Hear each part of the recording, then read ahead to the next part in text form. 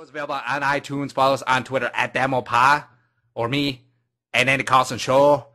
Also, this is not racist, by the way, because I imagine. I don't know if people know that. And whose team is this? Is this your team or is this your daddy's team? Thanks for listening to Dad Mode Podcast. Common sense parenting in a politically correct world. Here's your host, Andy Carlson. Welcome back to the Dad Mode Podcast, Common Sense Parenting in a Politically Correct World. I'm your host, Andy Carlson, at Andy Carlson Show on the Twitter machine. I'm a father, and I have no idea what I'm doing, but neither there, Kanye West for President 2020. So let's try and learn something together today. What a jackass. Website is dadmodepod.com. Twitter is at dadmodepod, or just use the hashtag and dadmode, and we'll get all up in you. Joining me today, special guests, my partner in crime on various ventures, Andy Must Die, Purple for the Win, etc.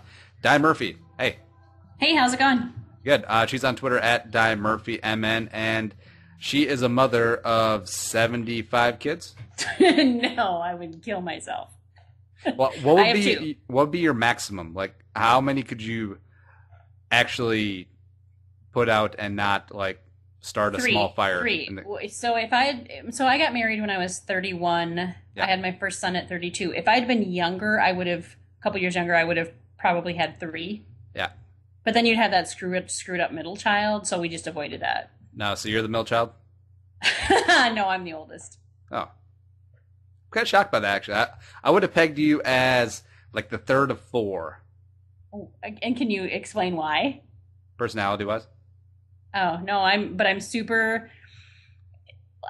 perfectionist. I'm super hard on myself. I have a lot of oldest child tendencies. Well, and what they say is if there's more than 5 years between children, then you're like an only.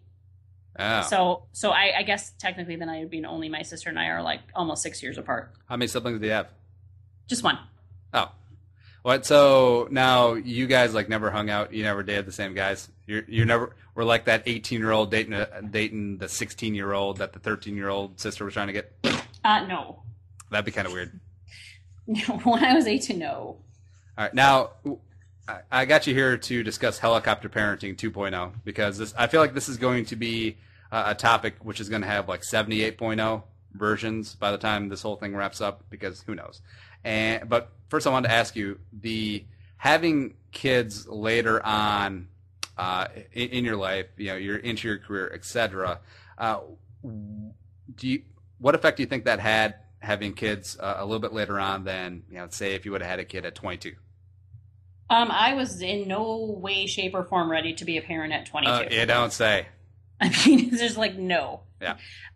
You're just more mature. I got to have my fun, and I did the stupid early 20s, mid 20s. I just feel like I was ready, and I had dated a lot of guys, but I had a very specific idea of the kind of guy that I was looking for, and I was not going to settle. Daniil Hunter.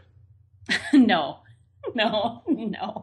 He's just really nice eye candy. Sorry, non-Vikings fans, listeners, Daniil Hunter is the new Vikings backup defensive end who looks like he's chiseled out of solid granite. Oh my God. And he's also handsome. I mean, he's just, not only is he built, but he's also very attractive. And his parents named him Danielle.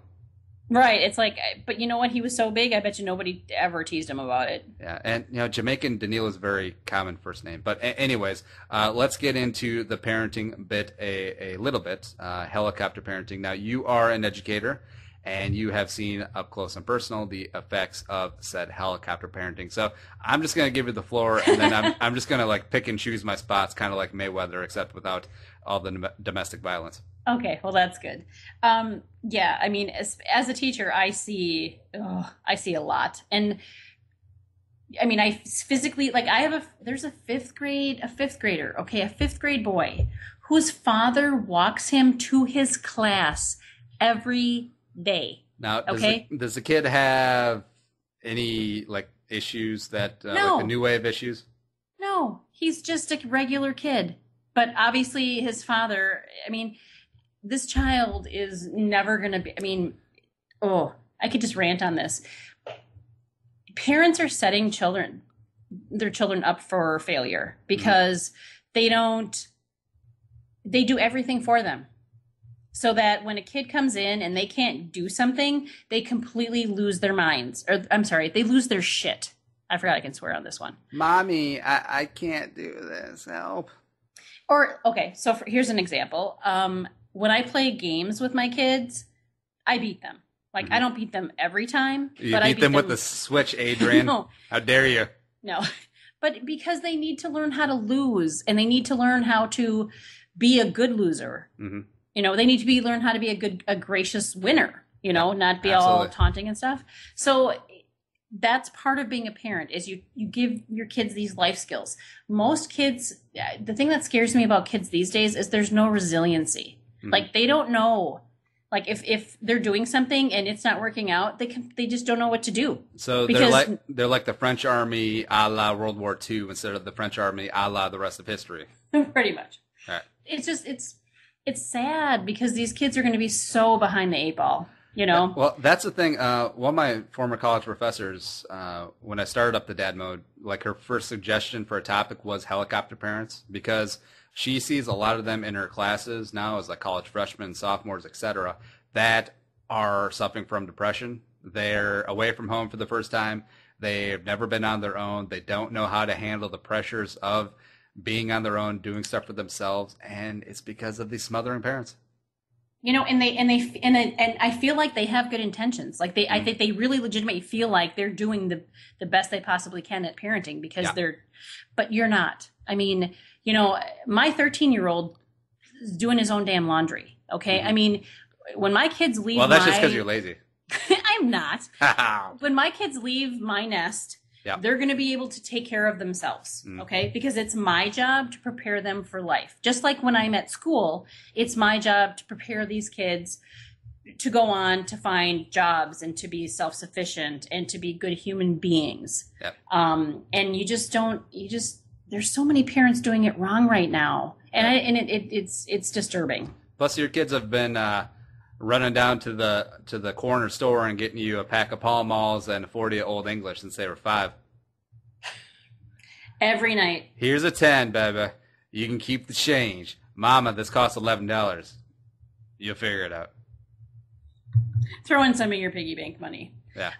Yeah, it's just I find it just really upsetting to me because I love kids. I mean, at school, we have like 468 kids, and all of them I consider my kids. I care about them. I want what's best for them. You breastfeed them. You are such a disgusting human being. Sorry, God. God, I'm never coming on this show ever again. Oh, lies. I know. But yeah, just don't do that. I mean, let your kids learn and let them fail. That's how they figure things out. They can't. Oh, I fear, like, okay, so for instance, and this is kind of related. My husband works in IT, is an IT manager, and he's like constantly hiring people from India. Mm-hmm. And this is a school thing, not a parenting thing. But I'm like, can you not hire any Americans? Or like, he's like, American schools are not preparing children to do what we do because we beat the creativity out of them. Mm-hmm. We make them really good at taking tests. Standardized tests. Oh yeah. Because teachers get bonuses off of good standardized test grades. Where? Illinois, most states, not Minnesota. Yeah, right. I don't ever want. I would never. You know what? If I got a bonus for how kids did on a test, I would rip that check up and shove it up somebody's ass. It incentivized cheating. No, it's ridiculous. Freakonomics has shown it. It's so stupid. I mean, it is so stupid, and. I mean, I can go on a rant about testing, and I had to be the testing coordinator at my school for 2 years. It was the most soul-crushing job I have ever done. That sounds like the worst coordinating job. I mean, special teams coordinator sounds bad, but testing coordinator sounds worse. Horrible. Yeah. I once had a 5th grade girl who she was on her like 6th hour of, I mean, it was over several days, but taking the MCAs. And she looked at me and she's like, you know, I would rather be scrubbing toilets than taking this test. And I looked at her and I said, I would rather be scrubbing toilets than making you take this test because it's ridiculous. And now she does at Weston Inn and Suites. Stop it. She's in high school.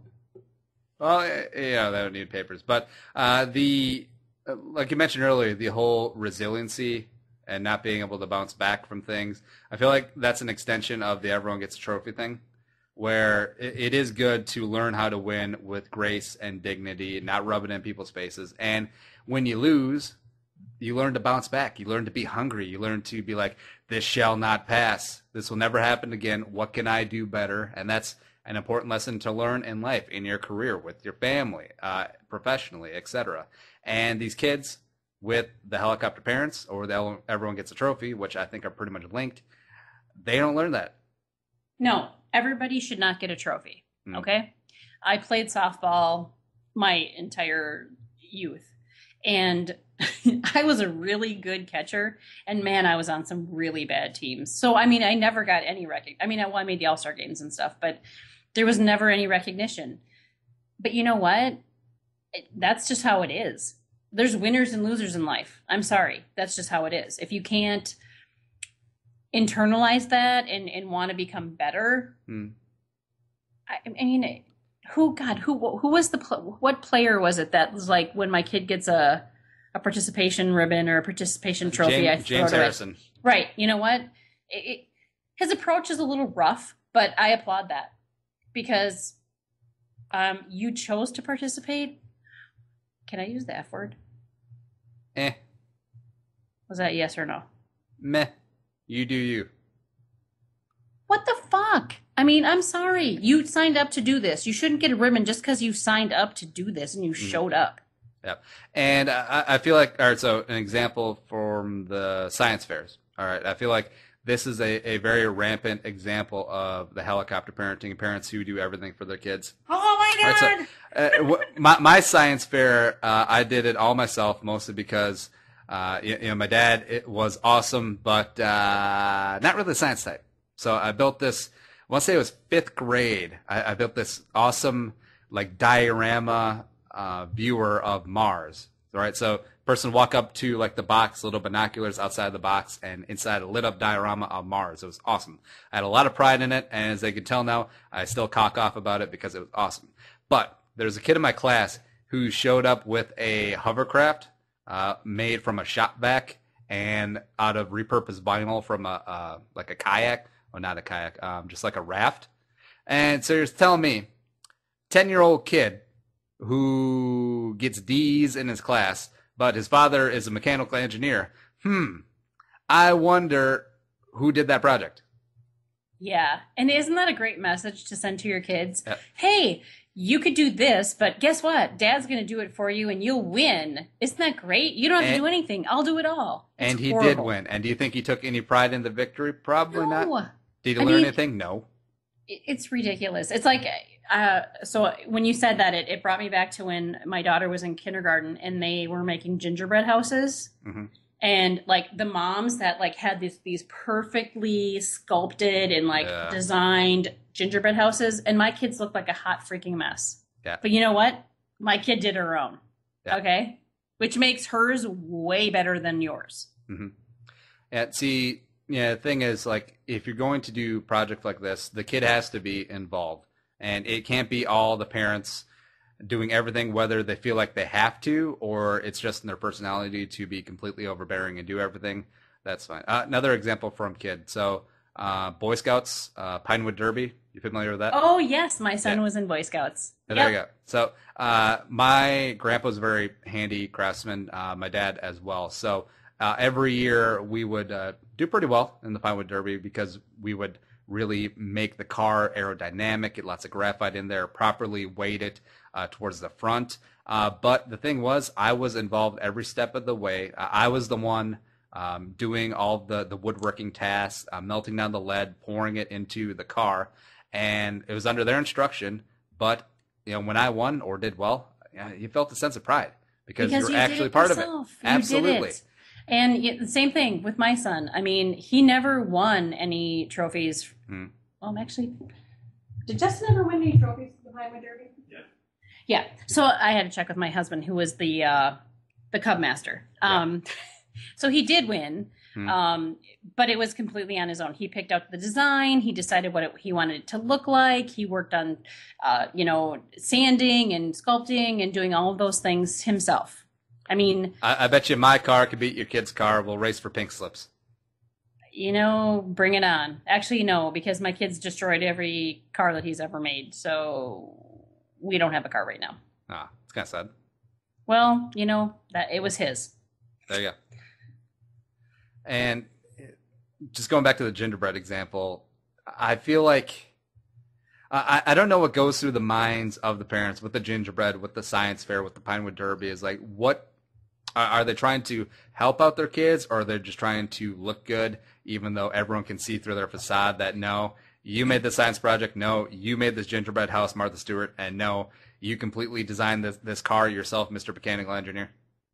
I think it's a lot of like how they look. Like, I'm a super parent because look at what my child produced, because I completely did everything myself. For me, the struggle is with projects like the gingerbread house, for example.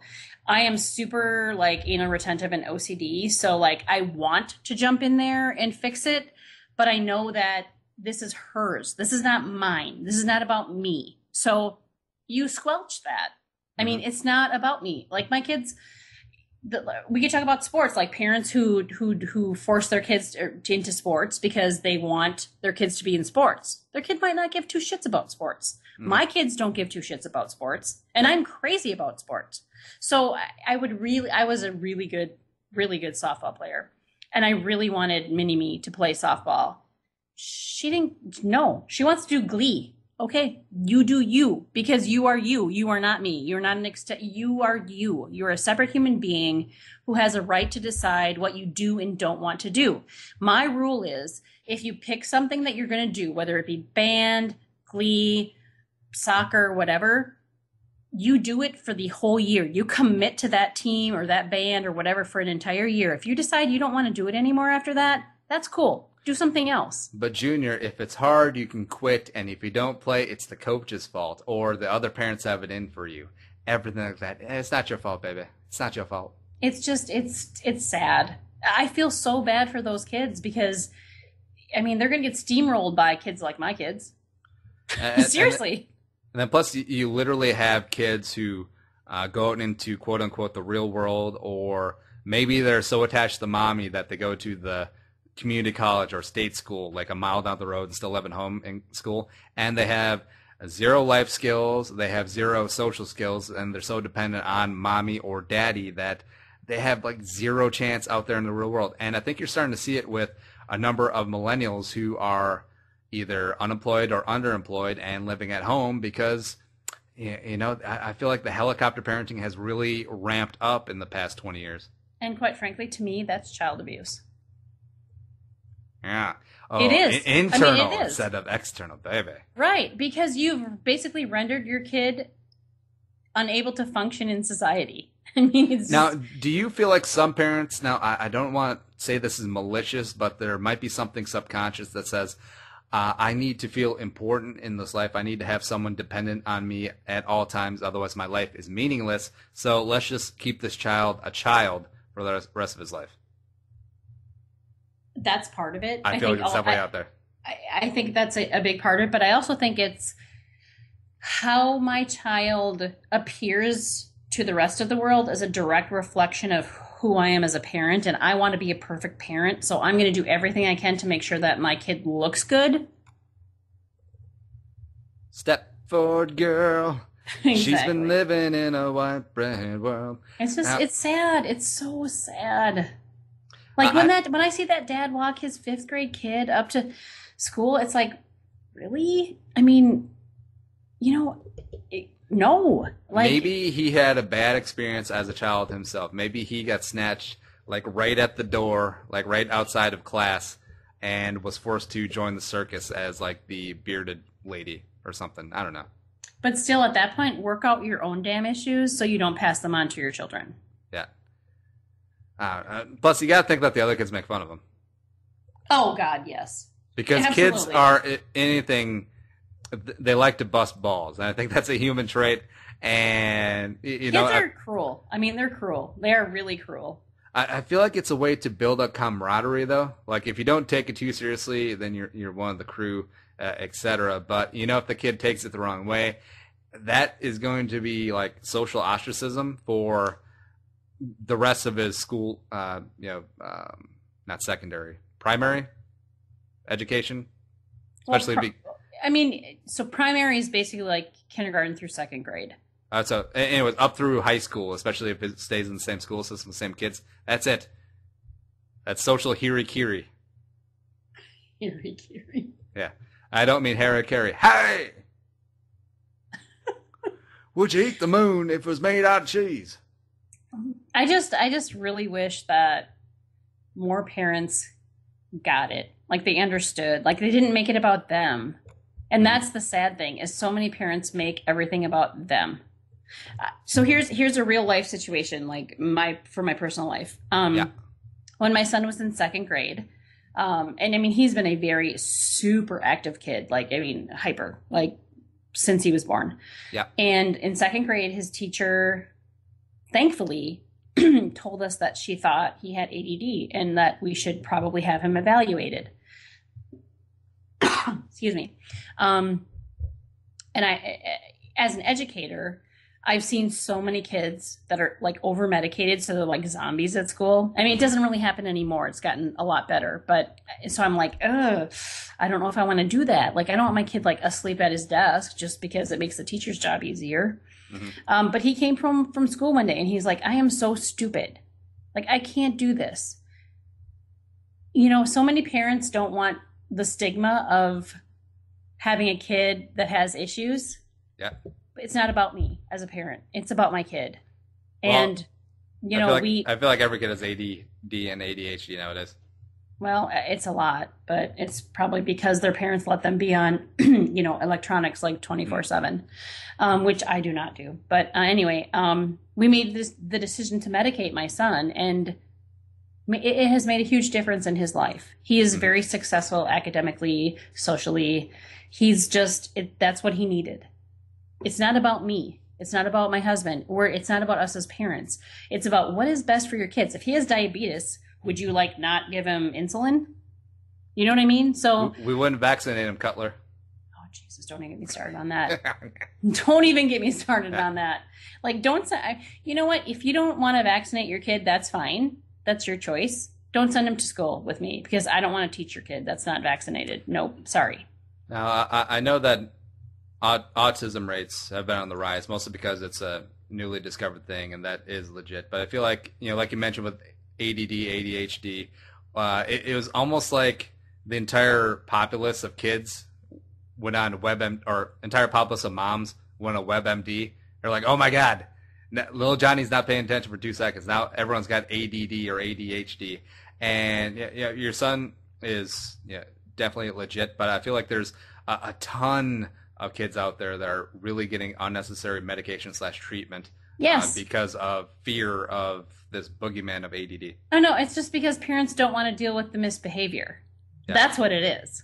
It's like, Johnny's an asshole and Johnny's not listening, so let's put him on meds so I don't have to deal with it.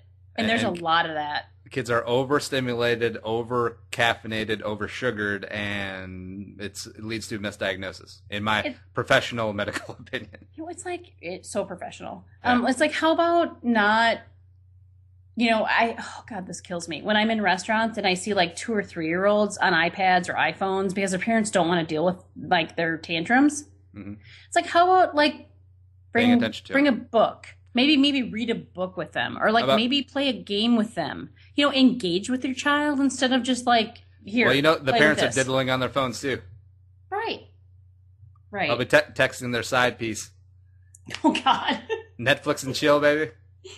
Stop it. I'm Ashley down. Madison, anyone? I'm down with the kids lingo. I mean, I'm good. But yeah, how about the kids? How about you read a book and have some tap water? There you go. Instead of the iPad or the Xbox One and the 30 or the 64-ounce Mountain Dew. How about that? Right. And, you know, so this is kind of how we do things in our household. In the summer, we're more lax about electronic use, right? School starts, there's 45 minutes of reading a night. There's no electronics for an hour before bed. There's no electronics in the morning. There's no electronics until your room is clean and your homework is done. There's math practice for 20 minutes or 15, 20 minutes. You sound like an Asian parent. No, it's just being a good parent. You get good grades now. You get report. My husband would love that right now, what you just said. Well, you get report card. What's his B say? It means you be homeless pretty soon. You get A.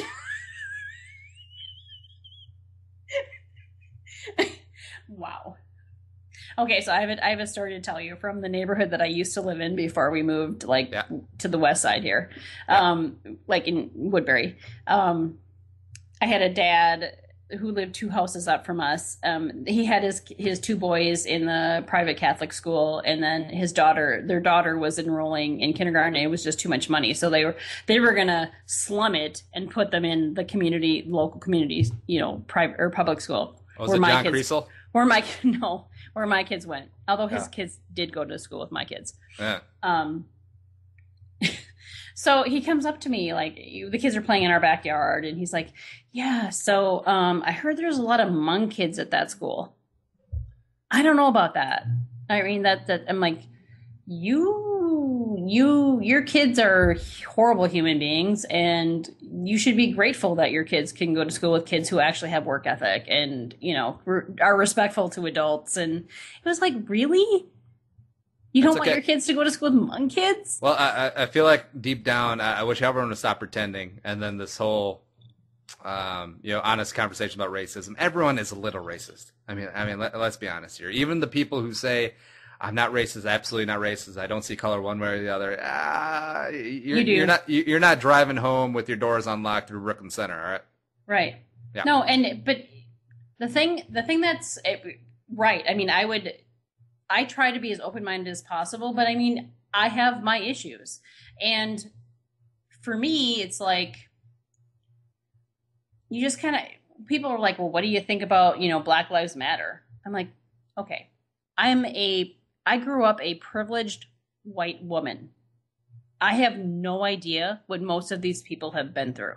Like, I can't even speak to that. Why ask me? Like, it's ridiculous. But let's see, to your point about the Asians, it is refreshing. You know what children don't have issues with work ethic or respect or ADD or good grades in school? The Indians and the Chinese. And you know who's whooping our ass in the global economy coming up in 20, 30 years? India and China. Oh, yeah. Go figure. Oh, no, it's absolutely true. Because when I said, was I talking about my husband hiring Indians? Yeah. Right. Like, I'm like, okay, so who's your new hire? And they have like 8 million letters in their name. I'm like, do you hire Americans? He's like, no. Chavina Chachaborty. No, because American schools don't really equip their students to move on to be successful in these jobs. And I think it's a balancing act, because I feel like the parents who are helicopter parents, most of them do it for altruistic reasons. Like, they want their kid to be successful, that they'll go over the boundaries to try and ensure that, but they don't realize that they're choking the independence out of the kid. So I feel like it is a balancing act. Oh, absolutely. I mean, you see that everywhere. All right. Well, I feel like this is a productive conversation on Helicopter Parents 2.0. Also a lot of tangents, but that's perfectly fine. That's what you get here on Dad Mode. Do you have any closing salvos, any closing thoughts on this? I would just really love to see parents let kids be kids, and let them do their thing. I mean, guide them. Don't make their projects for them. Don't do their homework for them. And I have had parents that have done that. Teach them how to do their own laundry. Teach them how to take care of themselves, because that's healthy. Like, being a helicopter parent and like doing everything for your kid is actually, like I said, it's like, it's kind of like abuse. Like, you're not helping them at all. You're not preparing them for their future at all. So knock it the fuck off. I'm going to close the show as Mr. Wang. Okay. If you like demo pod, tell a friend about the show, and support demo pod on Amazon. Top of the corner, demopod.com. Click through Amazon, bookmark, and buy all your shit. Can I tell you something really quick? Huh? So there's a restaurant in Egan called Ho Ting. Ho Ting. And so my husband always says, you know, like I can't do the Asian accent, but like, you know, it's so good. You eat the Ho Ting. Oh, yeah, the whole thing is so funny. That's so, fuck you. I want to tell people, buy Amazon things. You buy. Yes, please buy. Because I buy lots of stuff on Amazon, and it's really easy to go to the Purple for the Win, bookmark the Amazon site, you click it. Demo pod, this different show. Oh, damn it. You have one for that too? Demopod.com. Okay, well, do that. Spend lots of money on Amazon. Die Murphy MN, Twitter. Show's available on iTunes. Follow us on Twitter at Demopod. Or me, and Andy Carlson Show. Also, this is not racist, by the way, because I don't know if people know that. Oh, so it's not racist because you're Asian? No, it's really not, because honestly, there's some days where, you know, you're out of Target and I really don't feel like talking to anyone, so I pretend I'm foreign. God, really? Yeah. Our website is demopod.com. But until next time, be a man, be a father, go dad mode. See you next time. Bye-bye. Think the episode you just heard is worth $1? Well, send it our way. Visit dadmodepod.com/support to find out how. Be a man, be a father. Go dad mode.